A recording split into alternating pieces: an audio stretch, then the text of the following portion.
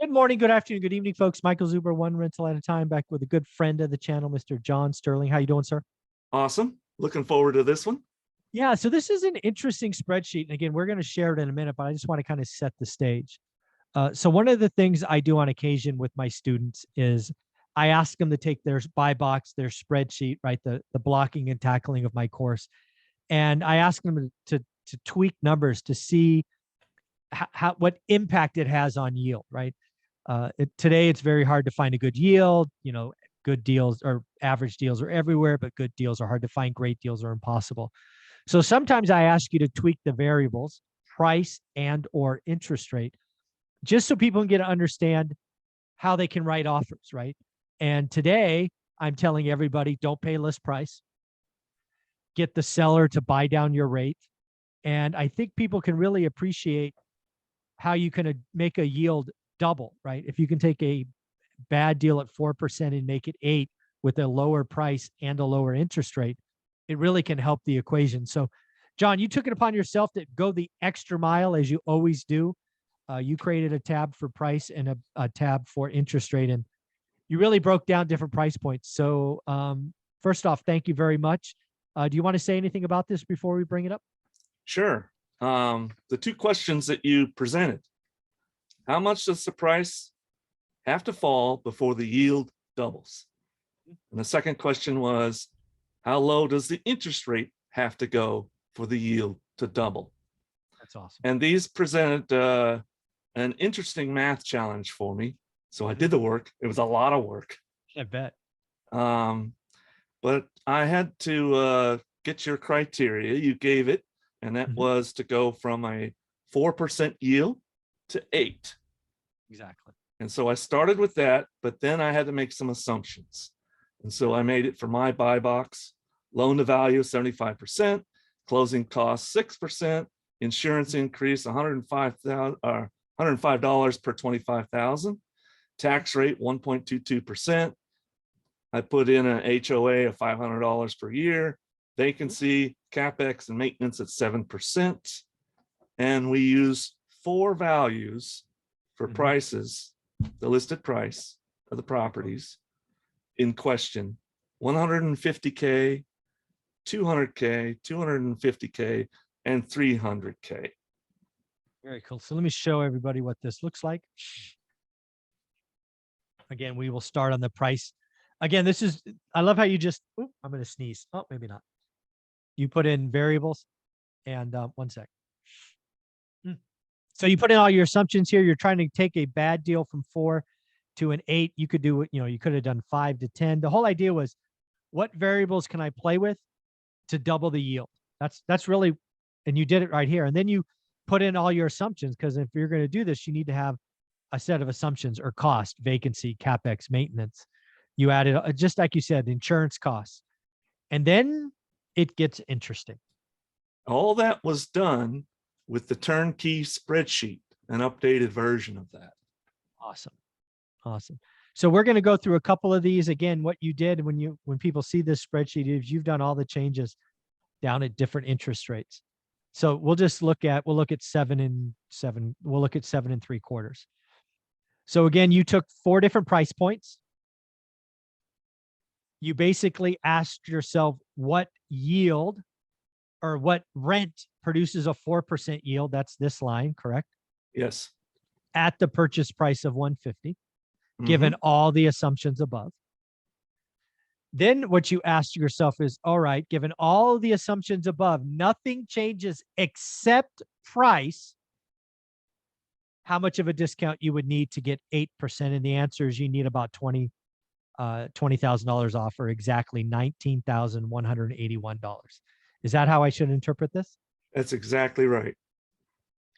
And what is very interesting, and frankly, what I would expect, is the price drop here is pretty linear.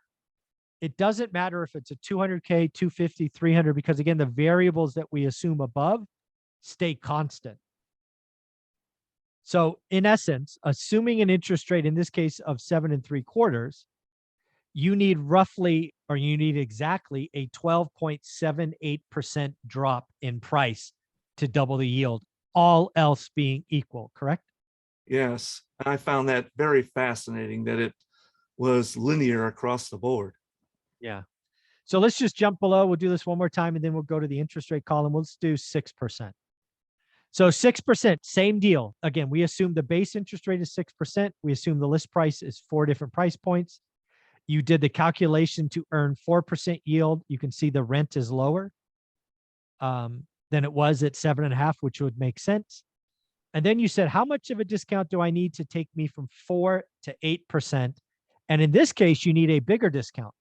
You need a $21,000 discount or a 14% drop in price, 14.4% to be exact.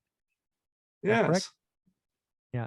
So as interest rates go down, cost of capital goes down, you need a bigger discount to have the yield double, which makes sense because again, if the rate cost of capital is lower, you need a bigger discount on it to go higher. So this is very well done. And again, you go all the way down to like 4% or something. 3.5, I believe. Oh my goodness. Look at you. That's wild. So yeah, you need almost you need a 17.2% discount up here. And So again, 25,000. Yeah. 26 grand. Yeah, exactly. Almost 26. Yeah. Yeah. And then if you were at 8, which I think you start at, 8%, you only need, you actually need twice the discount in price almost, with a 0.5% of the interest rate, which is pretty interesting. So a 4% interest versus 8, pretty wild. But you went the extra mile. Not only did you do a price drop, but you did a same math on a rate drop, which is here. Yes. So same deal, right? You assumed all the base assumptions. You held these constant. You have 4 different price points. You have an interest rate at 8% that produced 4% yield on a flat rent. And then you said, at what interest rate or cost of capital or loan mortgage would the rate double? And you can see you need basically a 2% drop from 8, all else being equal. If you did a cash out or you did a refinance rate and term refi, if you got the rate down 2%, your yield doubles. That's basically what this says, correct? Unfortunately, if you try and buy down your interest rate, 4 points will only get you a 0.5 point drop. Yeah, definitely. Lenders are getting pretty stingy. We'll see how that changes over time. But yeah, the whole idea here is a lot of people are getting mortgages now, getting ARMs and betting on rate drops in the future. Just realize how much of a drop you need to double the yield, right? So you need about 2 points. Even if you go down here below to maybe like 6.5, you need to go to 4.4 to double the yield. Again, all else being equal. Is that correct? Yes. Yeah. So again, John's done the work. He's created a model which you can play with, understand. It's pretty wild. He goes all the way. I wonder what it looks like down here. So, oh my goodness, look at this. If your mortgage rate is 3.5, you need to go sub 1% to double the yield. That's wild. That's wild. So that's not going to happen. That's not going to happen. Oh, that's funny.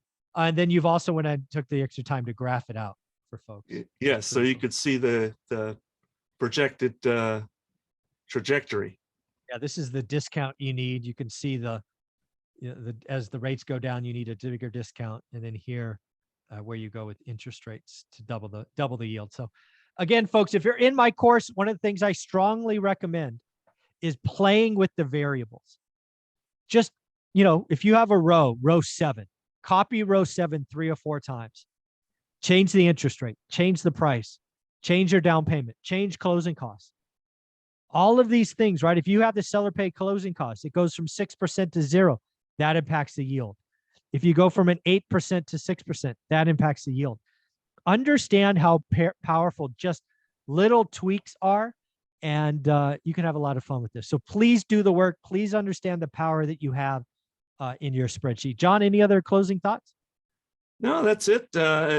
It was a lot of work. I wanted to get this done. I thought you would geek out a little bit over this. It's fascinating. Yeah, folks didn't see me before I hit record. I was like laser in on the different formulas. So, John, I appreciate you, man. Thanks for going the extra mile. Everybody loves what you do. Have a great weekend. You too, sir. Thank you.